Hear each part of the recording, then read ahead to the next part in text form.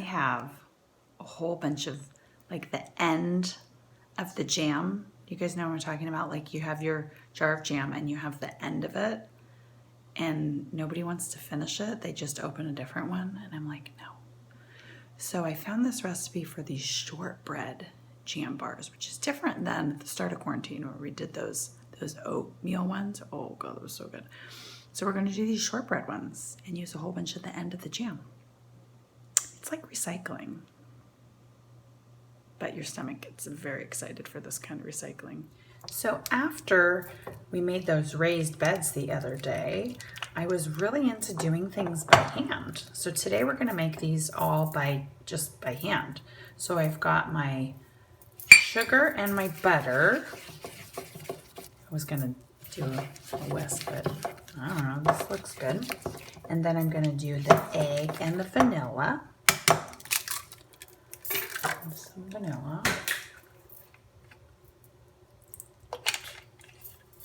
Just gonna keep doing that. Now, I have a brand new baking powder.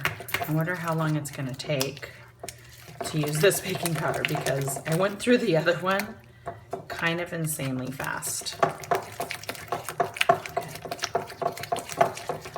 Little house on the prairie.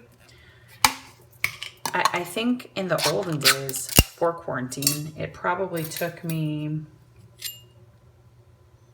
gosh, a year to go through baking powder. Does anybody else think this little leveling thing is like the most exciting kitchen innovation in the whole world? It's my favorite.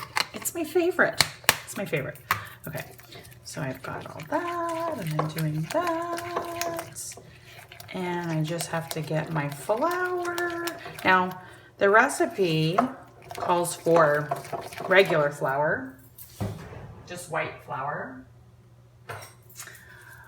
but I'm out. So I'm gonna use some whole wheat flour. Why not?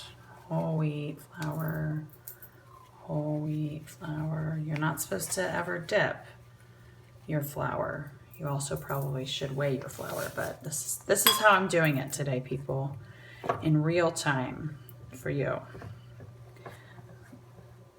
Let's time lapse this part. I forgot to add some oil. I'm using coconut oil. It's just gonna help bind it all together a little bit more. Okay, so I have all of my little dough business. So what I'm supposed to do is I'm supposed to take half the dough, and put it into my prepared pan. I don't know if we've ever done this before. Have I showed you how to do this? I take off my ring so it doesn't get dirty. You keep the wrappers of your butter. Right? Have I showed you this? I hope you know this trick. It's such a good one. I had this other random one too. There we go. Ooh. Yes. Okay. So then I'm going to take half my business. And you're like, why only half your business? Because I got to use the rest for the crumbly top. So I'm just supposed to spread this all out. I'm going to spread my jams.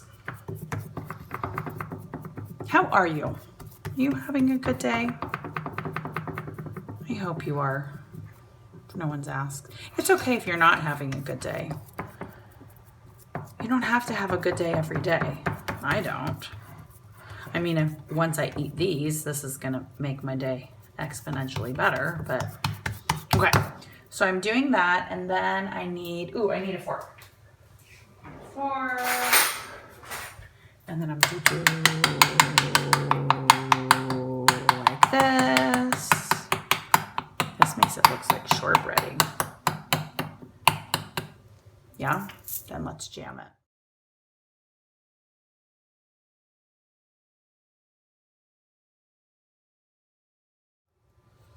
So I mixed the last half a cup of flour into the remaining things. And look at all these fun jams. I mean, I used 3 different kinds of jams and I got down two jars gone. I think that's good.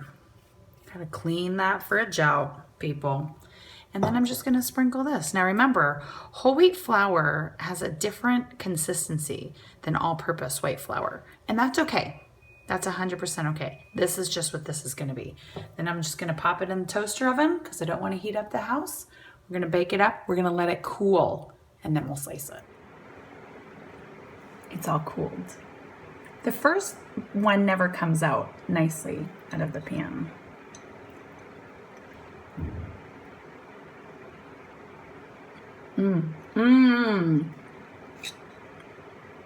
I got a corner that was strawberry jam.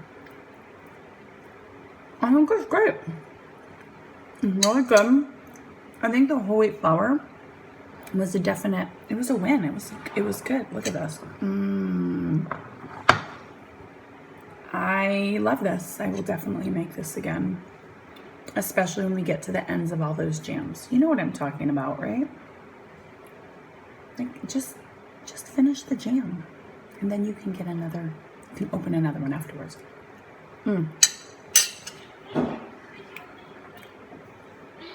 Bye, friends.